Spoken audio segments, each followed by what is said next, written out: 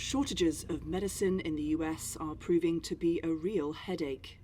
The Food and Drug Administration is looking into a shortfall of adult and children's drugs in hospitals and pharmacies, among them ibuprofen and acetaminophen for fever and pain. The FDA lists about 125 drug shortages in the US.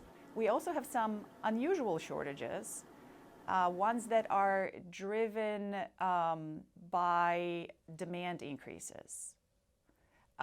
So, for example, the diabetes drugs, there's a number of diabetes drugs that are in shortage.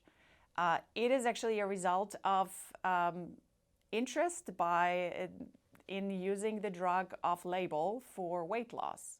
Other shortages are driven by supply disruptions, including many low-cost sterile injectable drugs needed in hospitals.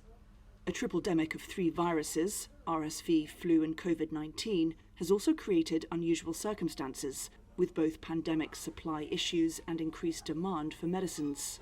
The Biden administration said over the winter its federal agencies are monitoring. While FDA does not manufacture drugs and cannot require a pharmaceutical company to make a drug, make more of a drug, or change the distribution of a drug, FDA is in touch with the various manufacturers and stand ready to provide support where possible. Some US policymakers have expressed concern about what they see as an over-reliance on importing the active pharmaceutical ingredients in drugs, particularly from China. The US-China Business Council has gathered research that shows that more than half of APIs are produced in the US, 19% from Ireland and 6% from China. But that's not the full picture. Drug supply chains are very complex. It's one thing that maybe the finished dosage form, where the active pharmaceutical ingredient and all the inactive ingredients are brought together, that's one stage of manufacturing. And that might be done in the United States, but the ingredients have to come from somewhere else.